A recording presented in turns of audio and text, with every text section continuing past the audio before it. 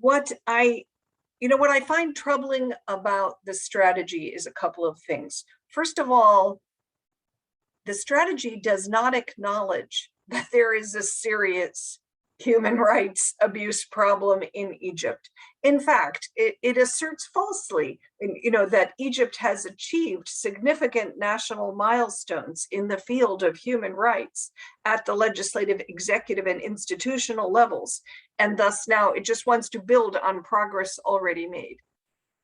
There is a sort of a basis of denial from which this begins, right?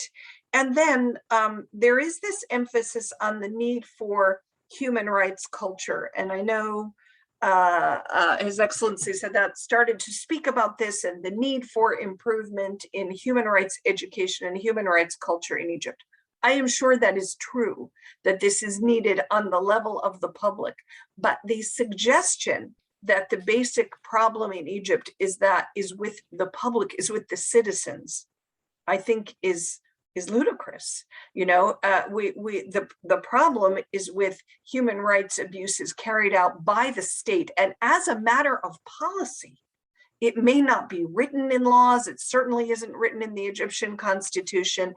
And yet we know that these human rights abuses are carried out systematically. We are not talking about a rogue officer here or there that is doing something that he should not do. That is not acknowledged here. This language about improving the culture, and it's a very long process. This is very old language. We could bring out language certainly from the Mubarak era, from 20 or 30 years ago, it suggests a denial of what's going on. There's very little in the strategy about the issue of abuses by police, security officers, army officers, certainly nothing about the army, a little bit about the police near the very end of the strategy, in one of the last few pages, a very little bit about needing more police training, and a very small mention in the part of the strategy about individual actions that might be problematic. But this is not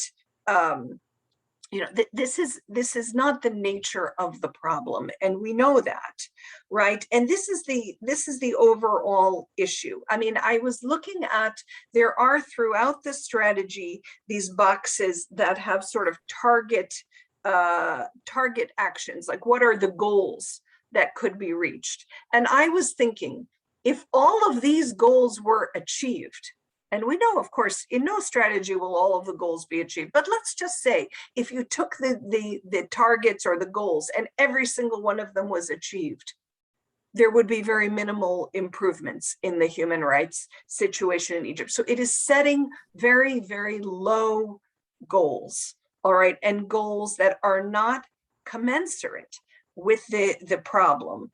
I just want to quote, Hassan Bahgat was quoted in a recent New York Times story saying about Egypt, this is not a country that is in need of some legal and institutional reform, some human rights training material.